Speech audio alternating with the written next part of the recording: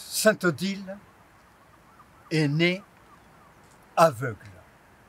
Elle était la fille du duc d'Alsace, Étichaud. Et quand elle est née, elle était aveugle. Et le duc d'Alsace disait, mais qui c'est qui a péché? C'est moi ou l'enfant? Et il avait ordonné à ce que l'on tue la petite fille. La maman d'Odile a tout de suite allé voir une servante. Tu cacheras la petite parce que mon mari veut la tuer. Alors elle est partie avec l'enfant et l'enfant elle était aveugle. Et puis la maman a dit il faudrait baptiser la petite.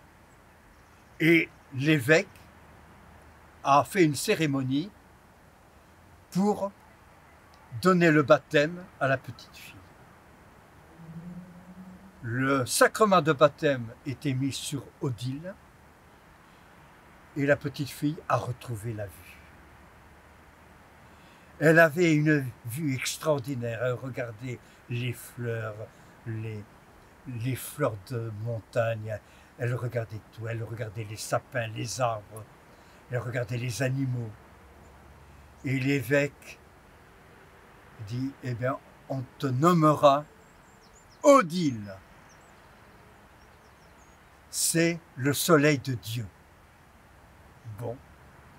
Alors, Odile a vu la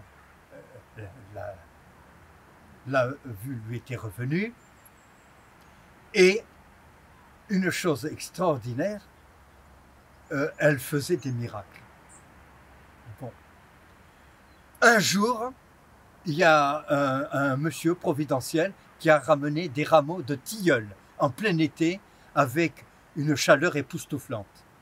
Il a déposé et théoriquement, ça aurait dû faner.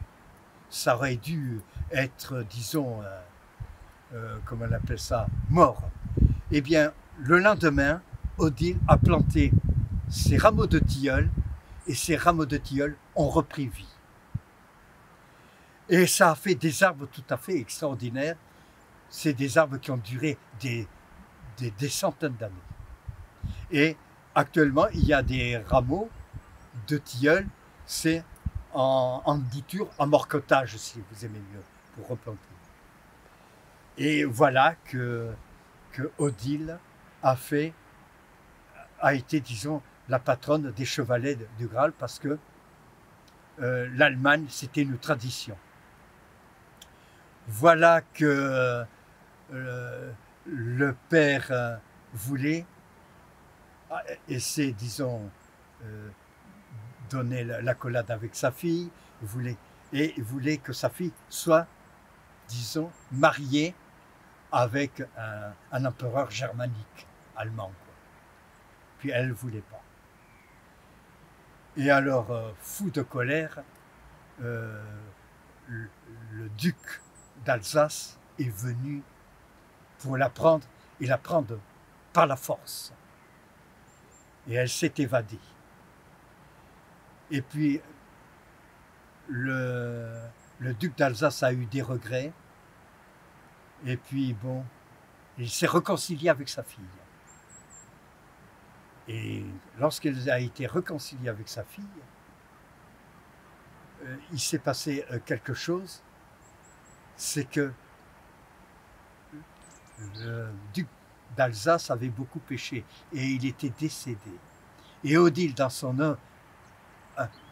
un songe, a vu son père dans le purgatoire, rongé par les flammes de l'enfer.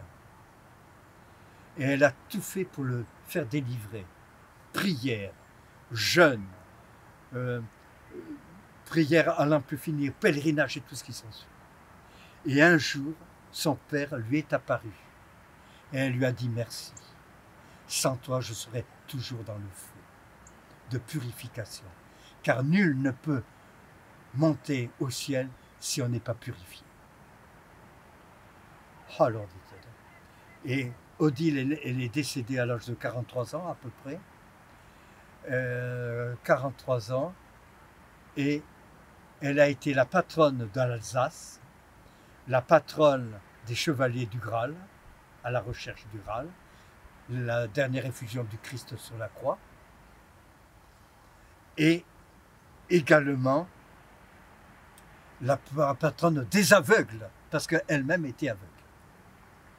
Et c'est ainsi qu'elle a été enterrée, et 600 ans après, son corps était intact, et son corps a été profané lors de la Révolution.